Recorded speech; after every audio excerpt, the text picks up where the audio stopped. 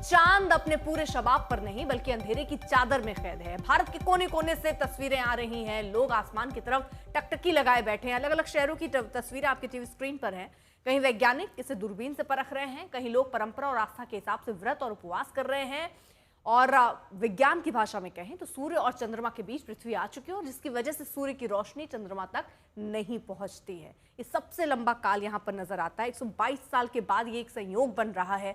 3 घंटे 30 मिनट तक ये जो ग्रहण है ये देखा जाएगा। इसके अलावा ही जो ये आपको चंद्रमा का कलर है, जो रंग है, वो बदला हुआ नजर आएगा। धीरे धीरे तस्वीरें आप देखिए। दिल्ली की तस्वीर हम आपके सामने रख रहे हैं, बेंगलुरु, कोलकाता और लखनऊ की अगर आप तस्वीर देखेंगे तो वहां अभी हल्की सी छवि नजर आनी शुरू हो गई है। यानी जो कहते हैं ना तांबे का कलर, आप इसको रेड मून कह लीजिए, आप इसको ब्लड मून कह लीजिए, वो नजर आना शुरू हो चुका है। वो तस्वीरें भी हम आपको दिखा रहे हैं अलग अलग जगहों से। और खास मेहमान भी हमारे साथ स्टूडियो में भी मौजूद हैं और ऐसे भी हमारे साथ बहुत सारे मेहमान जुड़े हुए हैं जो वैज्ञानिक दृष्टिकोण से इसे समझा रहे हैं, इसका क्या असर, ये क्या है, क्यों है। और बहुत जो ज्योतिषी हैं वो अलग अंदाज में हमको ये समझाते हुए नजर आ रहे हैं। लेकिन एक सवाल मेरा प्रवीण जी ये है, क्योंकि जिस तरह से बहुत सारे लोग अलग अलग वर्णन करते हैं, खासतौर पर इसमें विरोधाभास दो चीज़ों में, मतलब वैज्ञानिक इसको अलग दृष्टि से देखते हैं, जो ज्योतिषाचार्य हैं वो अलग दृष्टि से देखते हैं। लेकिन अभी सबकी जहन में अगर एक सवाल होगा, क्योंकि जो भी टीवी देख रहा होगा या जिसको आज पता होगा कि चंद्र ग्रहण है, वो आज उस लम्हे को देख लेना चाहता है। वो भी देखना चाहता है कि ये कैसा दिखता है, ये रेड मून कैसा दिखता है, ये ब्लड मून। तो सवाल फिर वही है कि क्या आप ऐसे नंगी आंखों से देख सकते हैं कि ज्योतिष जो है वो ये मानते हैं कि नहीं, ऐसे नहीं करना चाहिए। अगर ऐसा करते तो उसके क्या नुकसान आपके हिसाब से होते हैं? जी, बहुत अच्छा सवाल आपने पूछा। देखिए, जो चंद्र ग्रहण है और सूर्य ग्रहण है, दोनों अलग अलग चीज़ है। तो जब सूर्य ग्रहण देखने की बात आती है तो सूर्य से बहुत सारी ऐसी किरणें निकलती हैं उस समय, ग्रहण के समय, जो हमारे आँखों को नुकसान पहुंचा सकती हैं। इसलिए सूर्य ग्रहण नहीं देखना चाहिए। लेकिन चंद्र ग्रहण से ऐसी कोई रेज नहीं निकलेंगी कि आप चंद्र ग्रहण देखेंगे तो आपको नुकसान हो जाएगा। तो आप चंद्र ग्रहण को बिल्कुल भी देख सकते हैं।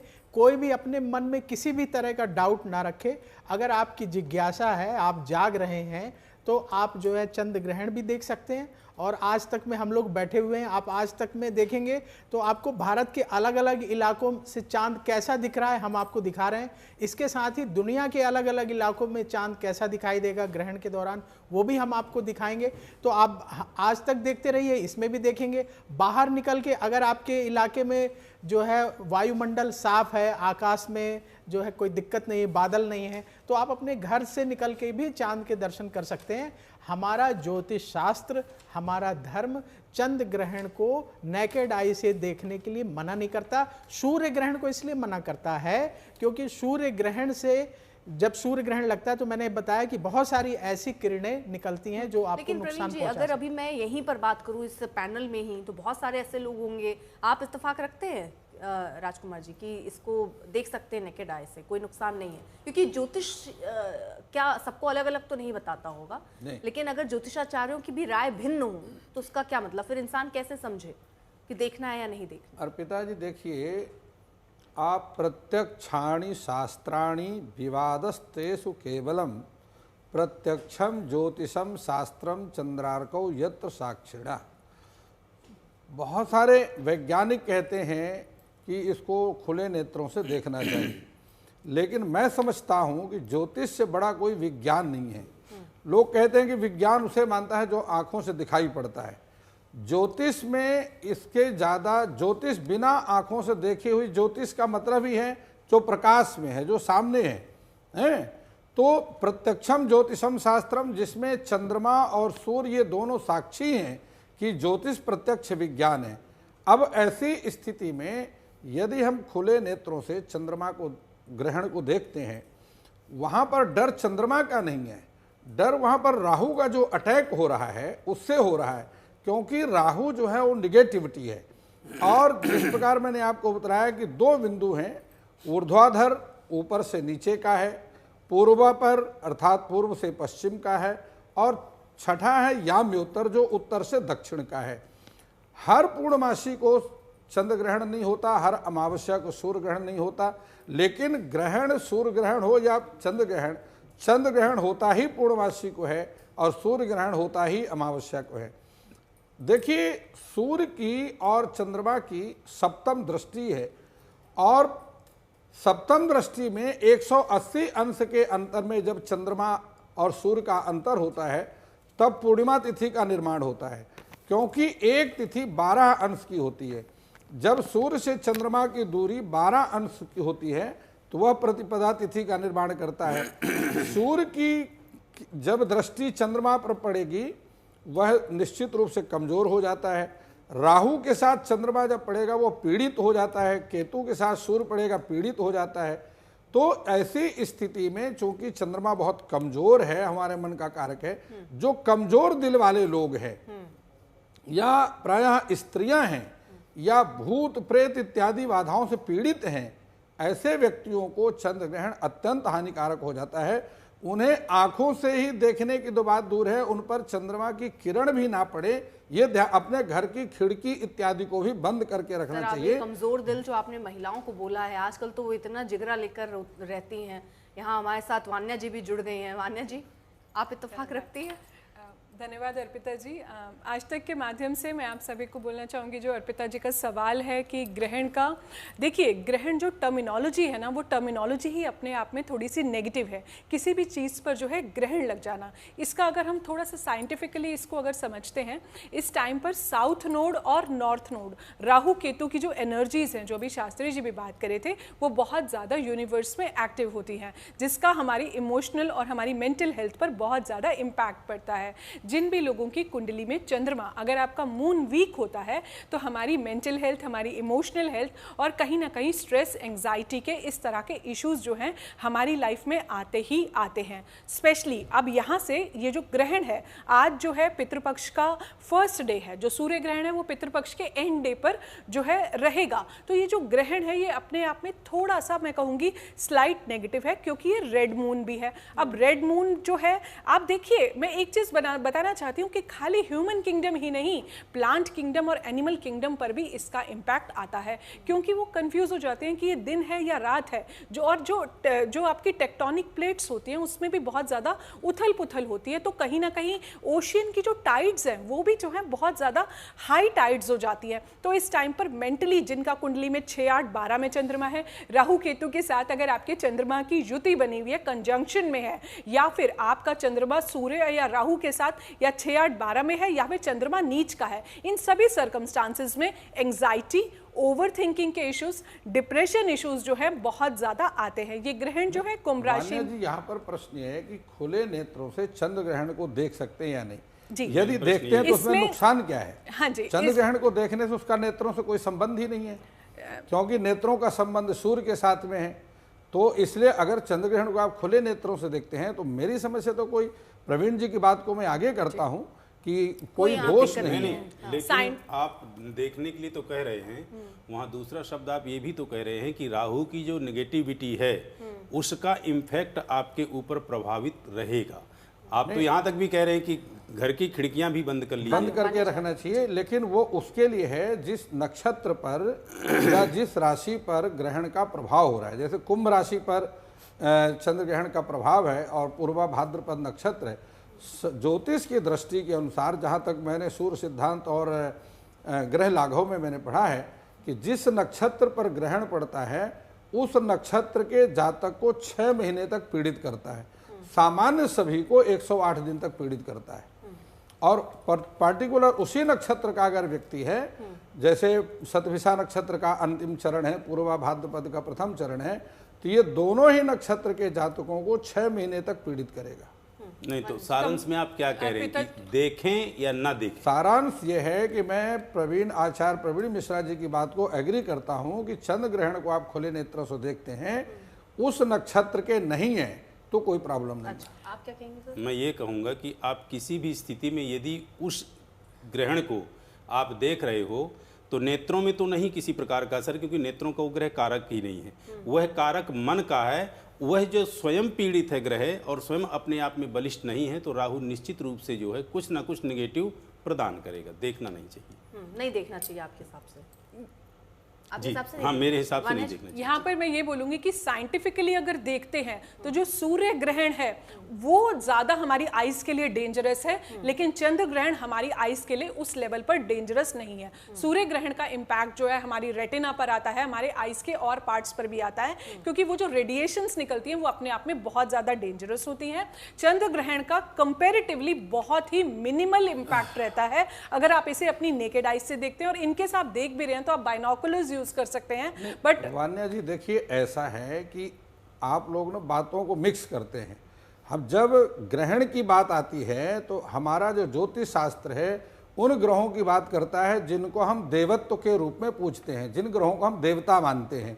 तो वहाँ से किरणें कहाँ से, देवताओं से किरणें तो निकल करके कहाँ से आती? आप साइंस को भी उसके साथ जोड़ रहे हैं और ज्योतिष को भी जोड़ रहे हैं।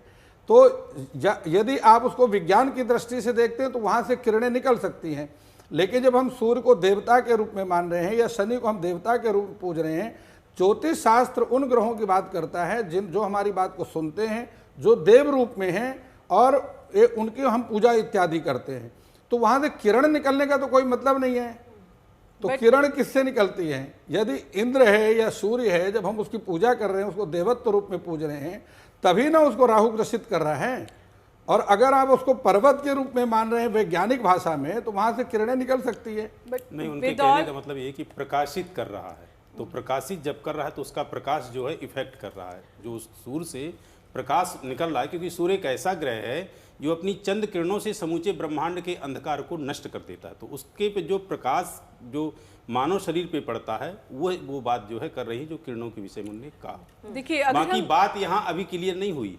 बात यहाँ पे रोशनी की जो हो रही है, तो रोशनी की बात सूर्य से संबंधित है।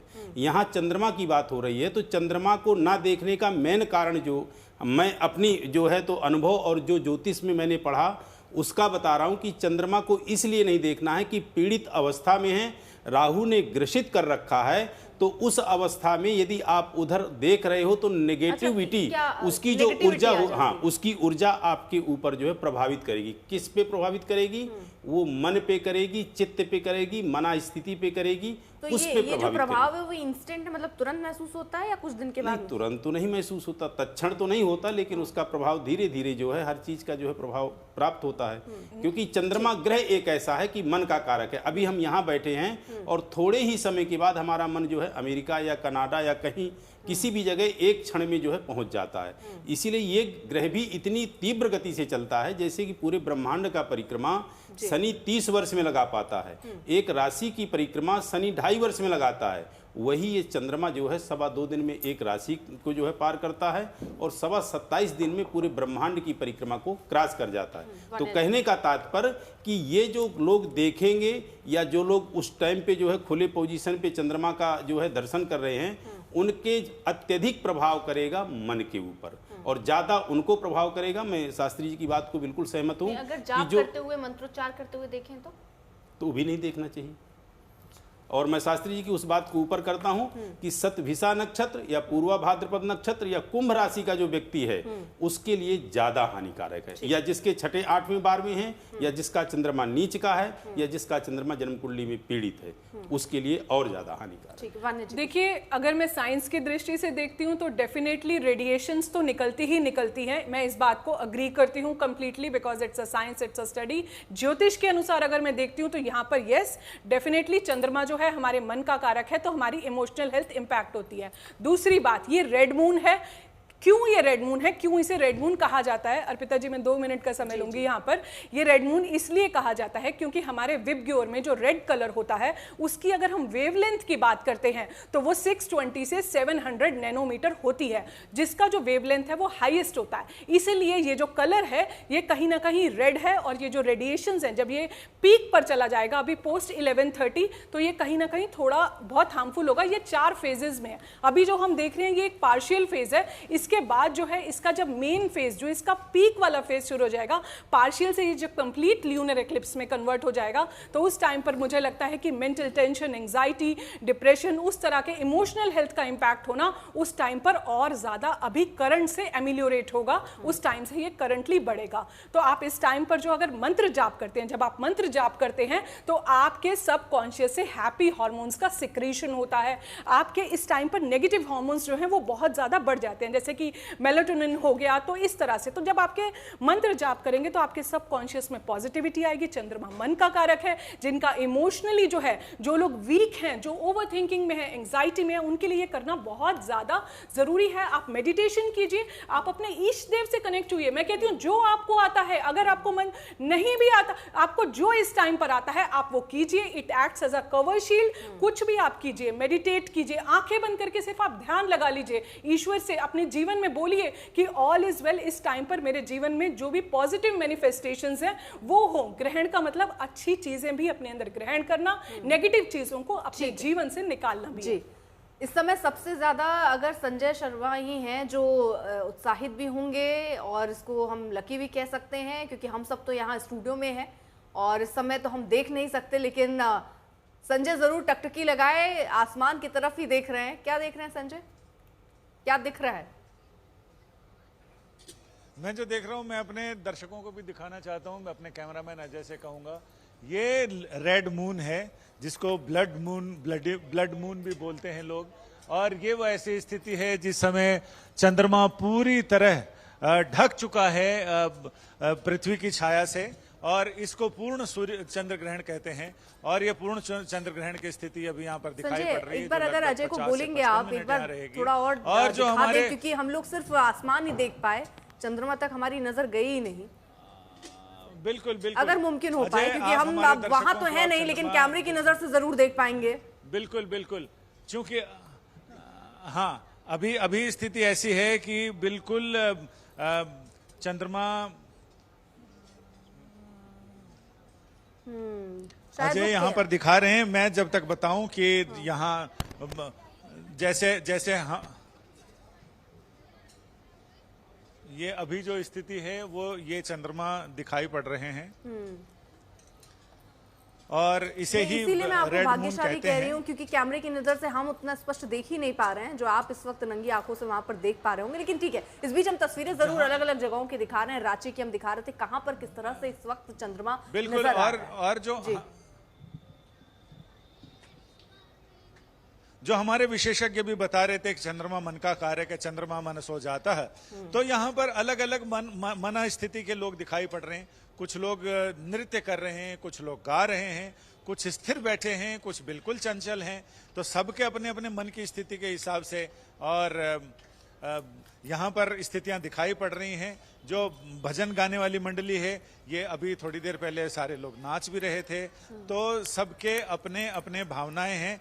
और इधर बहुत सारे लोग गंगा की धारा में कमर तक पानी में खड़े हैं, और पिछले लगभग घंटे भर से वो लोग जाप कर रहे हैं। तो आप और क्या इधर खुद भी में आप कोई बदलाव महसूस कर पा रहे हैं? जो गंगा आप की रेती ग्रहण पर से बैठे पहले हैं। भी वहां थे, ग्रहण के बाद भी वहां हैं, मन चंचल होता है, आप भी इंसान हैं, कुछ महसूस कर पा रहे हैं? नहीं, मैं तो शांति महसूस कर पा रहा हूं। मैंने अभी, जब तक आप लोग सारी चर्चा में व्यस्त थे, तो मैंने भी अपने जाप किए, मैंने भी अपने मन को स्थिर करने की कोशिश की। और जहां ये हमारे विद्वान बता रहे थे कि हाई टाइड आते हैं, तो ये सही है कि जब अमावस्या और पूर्णिमा होती है उस समय हाई टाइड आते हैं। लेकिन आज हाई टाइड ऐसा था कि लाल बाग के राजा को विसर्जन के लिए इंतजार, प्रतीक्षा करनी पड़ी, क्योंकि वहां पर हाई टाइड इतना जबरदस्त था कि वो जिस नौका पर, जिस यान पर उनको बिठा के ले जाना था विसर्जन के लिए, वो इतनी अस्थिर थी कि गणपति उस पर विराजित ही नहीं हो पाए और बहुत देर उनको प्रतीक्षा करनी पड़ी। तो ये तो प्रत्यक्षम किम प्रमाणम, तो ये सारी चीजें हैं। और मैंने भी, चूंकि ये कहा जाता है, विज्ञान भी ये कहता है कि जब ग्रहण की स्थिति होती है उस समय नेगेटिव एनर्जी होती है। सूर्य ग्रहण में खास तौर से ज्यादा होती है, क्योंकि जिस समय जब प्रकाश डिविएट करता है, जैसे पृथ्वी बीच में आती है, चंद्रमा बीच में आता है जिस समय सूर्य ग्रहण होता है, तो उस समय वो किरणें सीधी आती हुई किरणें मुड़ती हैं, और जब वो मुड़ती हैं, एंगुलेट होती हैं, कोण में जाती हैं, तो वो नेगेटिव एनर्जी को आगे बढ़ाती हैं, नेगेटिव एनर्जी पैदा करती हैं। तो ऐसे रेडियो एक्टिव जो वातावरण हो जाता है, ये वैज्ञानिक भी मानते हैं। इस मामले में हमारा ज्ञान और विज्ञान दोनों एक तरफ हैं, जो ये कहते हैं कि नेगेटिव एनर्जी होती है, और नेगेटिव एनर्जी को दूर उससे लड़ने के लिए, उसके मुकाबले के लिए इस तरह की चीजें की जाती हैं, जिसमें स्नान है, दान है, ध्यान है, जप है, तप है, चांद को, ये तमाम चीजें लेकिन और प्रभाव क्या नेगेटिव पड़ेगा, क्योंकि बहुत सारे लोग हैं वहां पर जाप कर रहे हैं। वो तो वहाँ जो हैं वो जल में है, एक तरह से वो जल की गोद में है। तो कहते हैं कि गंगा पापम ससितापम, गंगा हमारे पाप को नष्ट करती है, और शशि मानी चंद्रमा हमारे ताप को नष्ट करता है। तो इस वक्त वो गंगा के संरक्षण में है, और शशि यानी चंद्रमा की जो है उपासना या भगवान शिव की उपासना कर रहे हैं, तो उनके ऊपर इसका नेगेटिव प्रभाव नहीं पड़ेगा। मतलब अगर आप गंगा यमुना कहीं अगर जल के पास हाँ, जल के पास है, शिवालय में हैं, वहाँ पे हैं, यदि वहाँ पे आप हैं तो आप उनके संरक्षण में हैं, उन देवताओं के संरक्षण। मंदिर में भी हैं, शिवालयों में, वहाँ पर भी जाके वो देख सकते हैं चंद्रग्रहण। मैं देखने के लिए नहीं कह रहा, वहाँ तो खुले में स्थिति होगी गंगा जी में, या किसी ऐसे स्थान पे है कि गंगा के किनारे हैं या किसी सरोवर के किनारे हैं, तो वहाँ तो परिस्थिति है, मजबूरी है कि खुले जगह पे है। लेकिन यदि शिवालय में है तो वहाँ कोई मजबूरी नहीं, वहाँ तो वो जो है ढकी जगह पे है। गंगा में है तो गंगा की गोद में है, और माँ गंगा उनकी उस चीज से जो है रक्षा कर रही है, वहाँ वो तपस्या कर रहे हैं। ठीक है, प्रतीक भट्ट जी भी हमारे साथ जुड़ चुके हैं, ज्योतिषी हैं। सर, अब क्योंकि हम चर्चा कर रहे थे कि अभी बहुत सारे लोग होंगे जो चैनल देख रहे हैं, या उनके मन में है कि हम ये देख सकते हैं कि नहीं देख सकते, क्योंकि ये ऐसी घटना है जो इतने लंबे सालों में हो रही है, और सबके मन में एक उत्सुकता है कि हम क्यों अपनी आंखों से इसको देखना चाहते हैं। देखना चाहिए या नहीं देखना चाहिए? यहाँ पर बहुत सारे जो ज्योतिषाचार्य हैं, सबकी अलग अलग राय है। विज्ञान कुछ अलग कहता है, ज्योतिषाचार्यों में भी भिन्नता नजर आती है। हाथ कंगन को आरसी क्या, पढ़े लिखे को फारसी क्या, क्यों नहीं देख सकते हैं आप? सीधी सीधी सी बात। आप देखिए, साइंस जो कहता है उसके पहले जाऊंगा मैं, मेरा ज्योतिष क्या कहता है। वराह मिहिर ने सबसे पहले भूकंप का ज्ञान का सीधा सीधा कोरिलेशन बताया था ग्रहण के साथ, और उन्होंने कहा प्राकृतिक वेग और वायु वेग में परिवर्तन आता है, इसीलिए जलीय तट पर इस तरह की घटनाएं हो सकती हैं। भूकंप प्रभावित क्षेत्रों में इस तरह की घटनाएं हो सकती हैं, जैसे कि नेपाल का एरिया, जैसा कि आप समुद्र के आसपास, मैं कहूंगा बिल्कुल नहीं जाना चाहिए उसके आसपास इस समय, कि ये क्योंकि घटनाओं का समय है। लेकिन कहीं पर भी शास्त्रों में ये नहीं लिखा है कि आप नहीं देख सकते। सूर्य ग्रहण की बात अर्पिता जी अलग है, अल्ट्रावायलेट रेज होती हैं, बिल्कुल नहीं देखना चाहिए। चंद्र ग्रहण आप देख सकते हैं। अब एक और चीज यहां पे जोड़ना चाहूंगा, आप समझिए इस बात को। हमारी जो उत्पत्ति होती है, आपकी और मेरी बॉडी में 75 से 80% पानी है, साइंस कहता है, ये ज्योतिष भी कहता है। यही चंद्रमा की स्थिति है, और हमारा जीवन जन्म होता है जल से, क्योंकि माँ के गोद में, गर्भ में जब हम होते हैं, वाटर बैग होता है, वहां पे भी वो पानी से ही घिरा होता है, और हमारी मृत्यु होती है अग्नि में। तो जल और अग्नि की जो घटनाएं हैं, अग्नि की घटना सूर्य ग्रहण से, क्योंकि सूर्य को अग्नि का गोला बोला गया है और चंद्रमा को जल का प्रतीक बोला गया है, तो निश्चित तौर पर इंपॉर्टेंट है। लेकिन ज्योतिष को इस तरह से आप अपभ्रंश नहीं कर सकते हैं। ज्योतिष में कहीं नहीं लिखा कि आप ना देखें चंद्र ग्रहण को, साफ साफ लिखा सूर्य ग्रहण को आप ना देखें। चंद्र ग्रहण को बिल्कुल देखिए, लेकिन गर्भवती स्त्रियां खास तौर से परहेज करें। वो परहेज अर्पिता जी इसलिए बोला गया था, इस समय हाई टाइड की घटनाएं जैसा आप बोल रही थी, अभी दिखा रही थी, तो क्या होता है, मनोवेग में परिवर्तन आता है। पागल खाने में आज के दिन सबसे ज्यादा घटनाएं होती हैं, सोसाइटल घटनाएं होती हैं। वो मनोवेग, अगर आप चाकू छुरी, कोई गर्भवती स्त्री सब्जी काट रही है, यू डोंट नो कि उनके मन में नेगेटिव ख्याल आता है और वो अपने को हानि पहुंचाते। उसके पीछे साइंटिफिक रीजन हमारे बड़े बूढ़ों का ये था, हमने उसे गलत तरीके से प्रेजेंट किया। हमने उसे क्या प्रेजेंट किया, आप पेट में गोबर लगा लीजिए, जो कि पूरी तरह से गलत है। हमने कहा घर से बाहर ना जाइए। अर्पिता जी, जब मैं पैदा हुआ था, लाइट तब भी 18-14 घंटे से ज्यादा नहीं आती थी मेरे शहर में, और उसके एक पीढ़ी और पहले चले जाए लाइट थी ही नहीं।